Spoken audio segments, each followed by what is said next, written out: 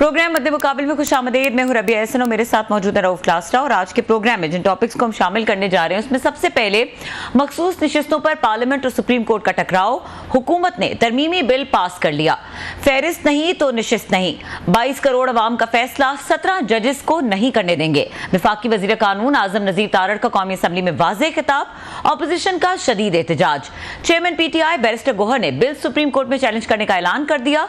मखसूस नशिस्तों का supreme court का फैसला मुजव्वज़ा बिल की मंजूरी के बाद काबिले अमल होगा या नहीं। दूसरी तरफ भारत के कश्मीर के खिलाफ कब्जे की करारदाद मंजूर। महमूद खान अजगज़ई की मुखालफत। अहम तफसीलात शेयर करेंगे। इसके अलावा बात करेंगे बांग्लादेश में सियासी बहरान जारी। तलबा तहरीक की धमकी के बाद सदर ने पार्लियामेंट तहलील कर दी। तलबा ने अबूरी हुकूमत के लिए नोबेल इनाम याफ्ता डॉक्टर यूनुस का नाम पेश कर दिया। दूसरी जानिब बांग्लादेश नेशनलिस्ट पार्टी की सरबराह खालिदा जिया रहा। अवामी लीग के रहनुमाओं के घरों पर हमले। सेक्रेटरी जनरल का होटल नजरे आतिश। 24 हलाक, मुतादिद जख्मी। बांग्लादेशी आर्मी में भी बड़े पैमाने पर तब्दीलियां। Intelligence chief बरतरफ। नई हुकूमत किसकी हो सकती है, इन मुमकिनात पर बात करेंगे।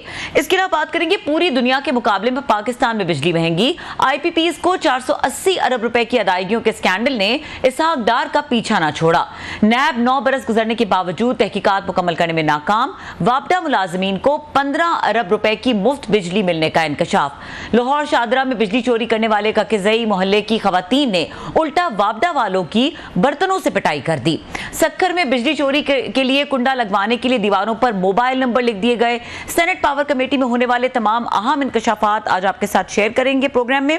और क्लास साहब, वैसे तो हमने बांग्लादेश की जो सिचुएशन है उसके ऊपर बात करनी है क्योंकि बहुत अहम डेवलपमेंट्स इन 2 दिनों में हमने देखी और बड़े शॉर्ट टाइम पीरियड में एक पूरी सिचुएशन जो है वो अपसाइड डाउन हो गई अगर पॉलिटिकली देखा जाए तो उसके ऊपर बात करेंगे। लेकिन स्टार्टिंग फ्रॉम जो हमारे मुल्क में हो रहा है और ख़ास तौर पे ये जो एक कोलिजन मुमकिन हमें नज़र आ रहा है सुप्रीम कोर्ट का और पार्लियामेंट का, और फिर ये आज़म नज़ीर तारड़ साहब के जो बयानात हैं दे वेरी स्ट्रेट। जिस तरह से उन्होंने कहा कि हम कानून साजी का इख्तियार अनइलेक्टेड लोग नहीं कर सकते और इन 17 लोगों को हम इख्तियार नहीं दे सकते, तो ये तो एक बहुत हार्ड लाइन है जो वो ले रहे हैं। और अपोजिशन दूसरे पे एहतजाज करने की बात करिए। सो हाउ विल इट, ये बड़ा क्लियर है कि आज जो उन्होंने मेरे ख्याल बड़े अरसे बाद कोई ऐसा बिल बना है कि जो किसी सुप्रीम कोर्ट के फैसले के खिलाफ या सुप्रीम कोर्ट के फैसले को अनडू करने के लिए लॉ में चेंजेस किए गए हैं। मुझे रिसेंट पास्ट में तो कोई ऐसी कोई मिसाल नहीं मिलती, इसमें मुझे नहीं याद आ रहा कि हुई होंगी कि सुप्रीम कोर्ट का फैसला आया हो और उसके खिलाफ पार्लियामेंट में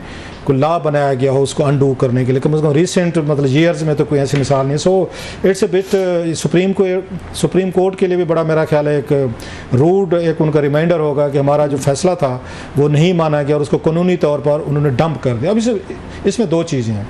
एक तो सुप्रीम कोर्ट को थोड़ा सा ये ब्लेम लेना चाहिए कि जो उन्होंने PTI के सर्कल को खुश करने की कोशिश की है ये कह कर के जनाब कि हमारे फैसले की इंटरप्रिटेशन ठीक नहीं हुई थी। यहाँ से शुरू हुआ ना कि हमने तो कहा था, हमने तो नहीं रोका था उनको तो पार्टी भी है, इलेक्शन भी लड़ सकते हैं, सिंबल वगैरह की बात। तो मैंने उस पर भी पहले ये बात हो चुकी है कि आपको मतलब कितना इलेक्शन कमीशन और ये सुप्रीम कोर्ट आमने सामने ही है कि कुछ ज़्यादा फासला तो नहीं है। मतलब आप डिस्पैचर को कासत भेज देते कि भाई साहब आप गलत किस्म की इंटरप्रिटेशन करें, बुला लिया जाता। किसी उसमें इतनी पटिशनें रोज़ डाली जाती हैं, PTI के दीगर लोग डालते हैं, किसी को कह दिया जाता भाई साहब आप पटिशन डालें, या सुप्रीम कोर्ट खुद इस पर नोटिस लेती है हमारे फैसले की गलत तशरीह कैसे की जा रही है। आपने फिर आपके जहन पे ये था कि हमारे फैसले की गलत तशरीह की है, लिहाजा अब हम इसकी ठीक तशरीह करेंगे।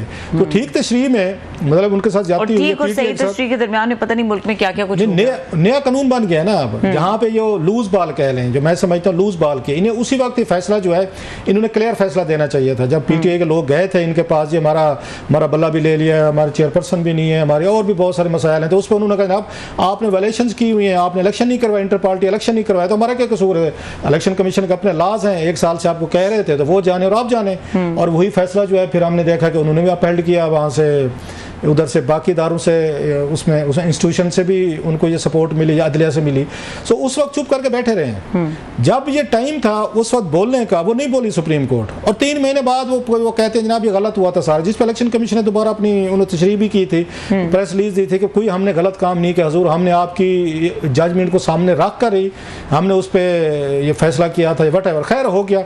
अब इसमें 2-3 चीज़ें हैं जो उन्होंने की हैं, जहाँ पे मेरा ख्याल है मुझे मौका मिला है पार्लियामेंट को सुप्रीम कोर्ट पे वो करने का, वार कहें या वट एवर जो भी कहें, करेक्शन कहें, कि उन्होंने जो 2 चीज़ें की हैं कि आप इनको एक पॉलिटिकल पार्टी भी है और इनको सीटें भी दें, तो उस पर वो कहते हैं आज़ाद अरकान जो है वापस जा सकते हैं। अब वो ये कहते हैं कि ये बातें कानून में, आइन में कहीं नहीं लिखी हुई, आपने कैसे फैसले कर दिए हैं जो ये बात कह रहे हैं, हुकूमत कह रही है कि ये तो कानून आइन में नहीं है, मतलब सुप्रीम कोर्ट ने एक उन्होंने अपनी तरफ से नया कानून बना दिया है।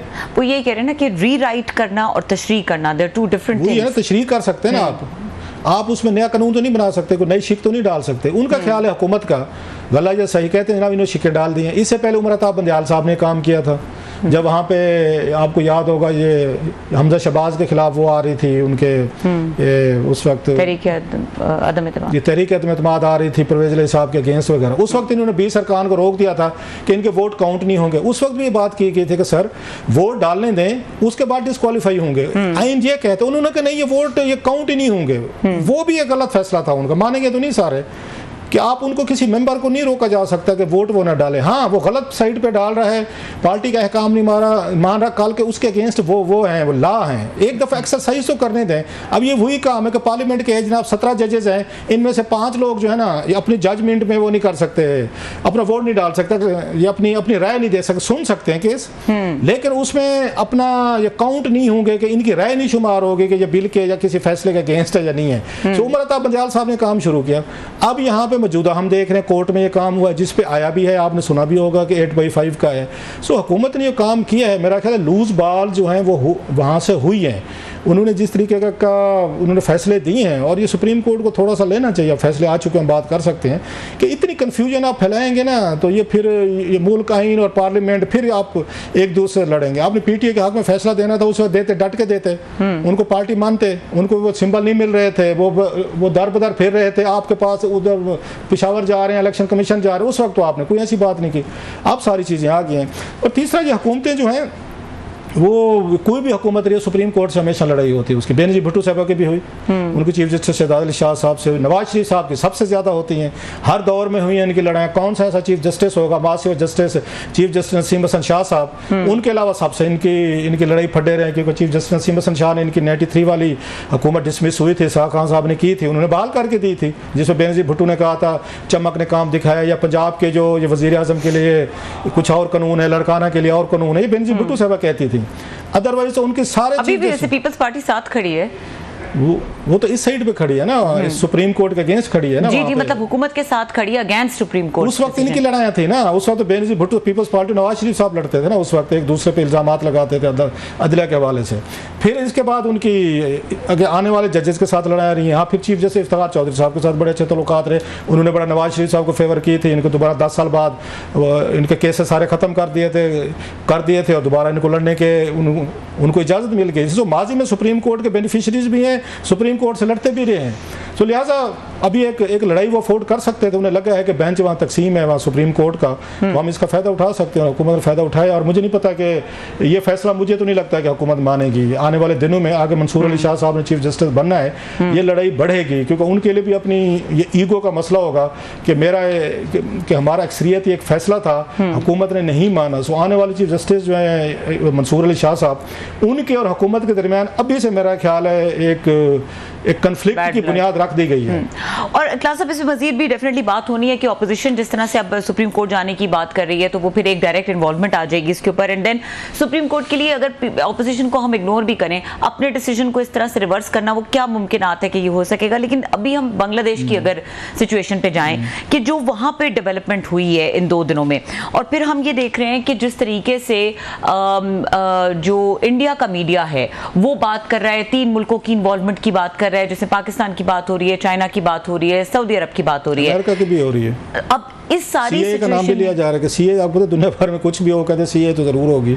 सो ये जो इल्जामात लग रहे हैं इन दी गिवन सर्कमस्टांसेस जो इस वक्त बांग्लादेश में हो रहा है, इसके रिपरकशंस क्या देख रहे हैं और किस तरह की सिचुएशन डेवलप होता हुआ देख रहे हैं? मैं उसको ज़रा 2-3 दिन से हम सारे फॉलो कर रहे हैं, लेकिन एक चीज़ मैंने देखी, पाकिस्तानी मीडिया इतना इंटरेस्ट नहीं शो कर रहा बांग्लादेश के अफेयर्स में हमारे, जबकि इंटरनेशनल मीडिया ने मतलब एंकर्स हूँ, हमारे टीवी चैनल्स हूँ, मेन शोज़ हूँ, यूट्यूबर्स हूँ, कुछ कर रहे होंगे, लेकिन वो इंटरेस्ट आपको यहाँ नज़र नहीं आ रही यहाँ पे कि एक होते ना कि बांग्लादेश में इतनी बड़ी हमारा एक हिस्सा रहा है, पाकिस्तान का बहुत बड़ा हिस्सा रहा है, बल्कि पाकिस्तान की बुनियाद जो है 1906 में ये ढाका में रखी गई थी, मुस्लिम लीग की बुनियाद वहाँ पे बनी थी पाकिस्तान बनाने की। सो ओरिजिनल पाकिस्तान तो वो था, अगर देखा जाए वहीं से सारी स्ट्रगल शुरू हुई, मेन लीडर्स तो वहीं से थे, और फिर बाद में जिस तरह के अनफॉर्चुनेट इंसिडेंट्स हुए 71 के, वो अपनी जगह पे। सो एक हमें थोड़ा सा या तो ये समझा गया है कि जनाब कि अगर हम थोड़ी सी इंटरेस्ट शो करेंगे तो इंडियन मीडिया को या बांग्लादेश में जो एलिमेंट्स हैं जो समझते हैं कि फ़ॉरेन कोई इसमें कोई पावर्स हैं, फॉरेन एलिमेंट्स हैं, उनको हवा मिलेगी। लिहाजा आप नोट करें बांग्लादेश में जो कुछ भी होता रहा है इन 15 सालों में, हसीना वाजेद साहबा के दौर में, जब जमात इस्लामी के लीडरों को, खालिदा जिया की ये पार्टी के लीडरों को सजाए मौत दी गई, जेलों में रखा गया, उनको मतलब उम्र कैदें दी गई, ह्यूमन राइट्स अब्यूजेज हैं, बड़ी उनके साथ सख्तियाँ की गई थी, जमात इस्लामी के लोग थे, और प्लस जैसे मैंने कहा खालिदा जिया की पार्टी के लोग थे जो साबिक वज़ीर आज़म थे, खुद उनको सजा दी कि वो जेल में थे, उनके बेटे को सजाएं दी गई।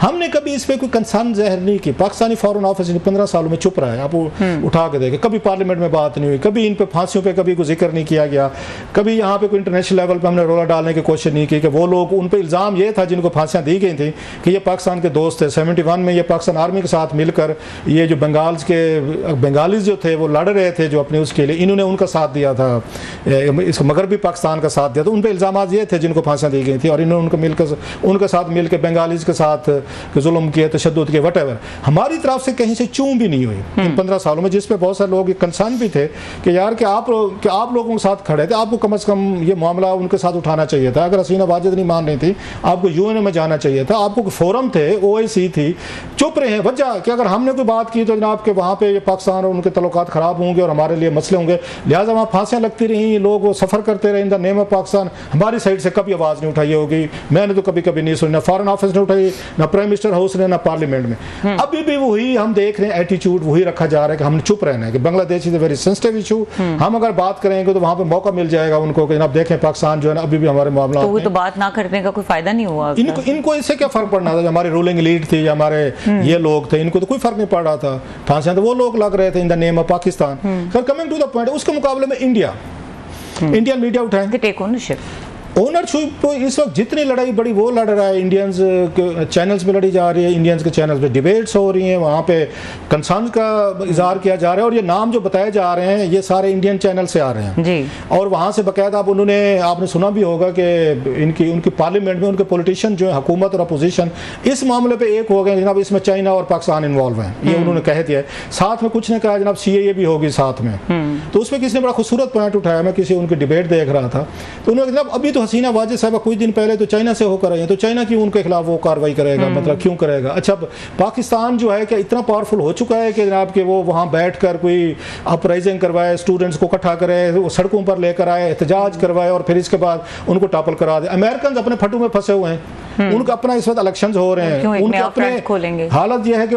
ये ट्रंप पे अटैक होता है, वहाँ पे उनकी सीक्रेट सर्विस उनको प्रोटेक्ट नहीं कर सकती, सीक्रेट सर्विस के सरबराह को इस्तीफा देना पड़ गया, उसका उन्होंने कांग्रेस में हशर कर कर उनको अपने सर की पड़ी हुई है।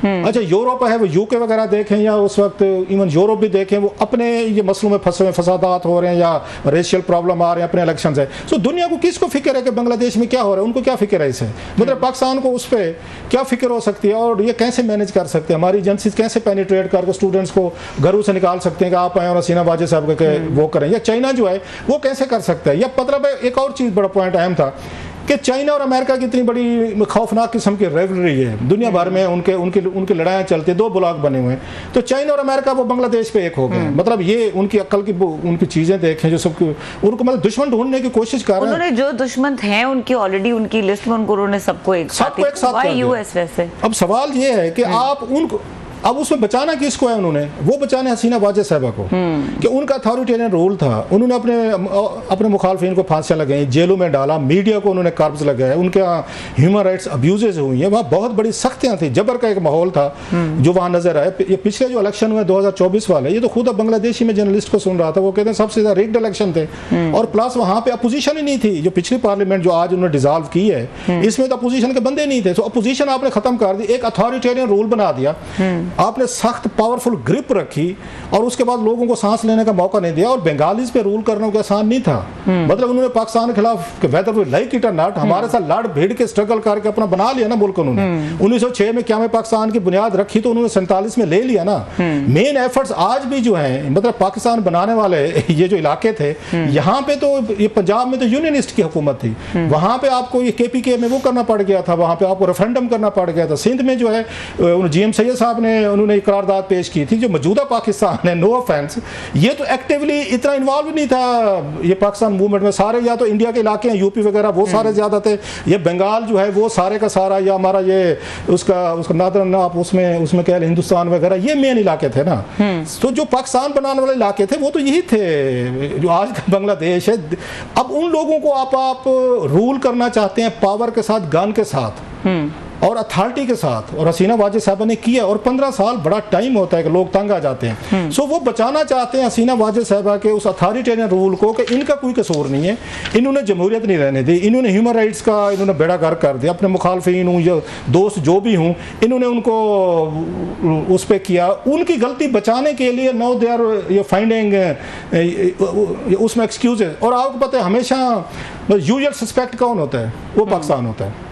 दुनिया में कहीं भी पटाखा बाज जाए, कोई बंदा बाथरूम में गिर जाए, कोई जाते हुए पाँव फिसल जाए, किसी को सिगरेट पीते हुए उसको याद ना रहे कि मेरी उंगली में मैंने बहर फेंक नहीं है, कोई मुंह पे लग जाए, सारा हमारे कसूर होता है। अच्छा, हमारे भी बहुत सारे कारनामे करतब हैं, करिश्मे हैं, इसमें कोई शक नहीं है। हमने भी वो कहते हैं कोई नहीं, वो कहते हैं कोई शहर के लोग भी जालिम सन तो कोई सानू मरने का शौक भी सी, हमने भी कोई कसर नहीं छोड़ी। लेकिन इतने भी हम पावरफुल नहीं हो गए कि इंडिया में कुछ भी हो रहा है हमारा कसूर है, अफगानिस्तान में हुआ हमारा कसूर है, फिर बांग्लादेश में हुआ, दुनिया भर में, ब्रिटेन, USA, मतलब पूरी दुनिया में। भाई साहब इस वक्त हम अपने मसलों में फंसे हुए हैं, हमसे अपना घर नहीं संभाला जा रहा।